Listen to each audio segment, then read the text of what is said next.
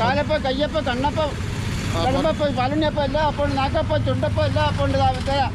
14 ഐറ്റപ്പം എല്ലാം അപ്പം തരാം കേട്ടോ.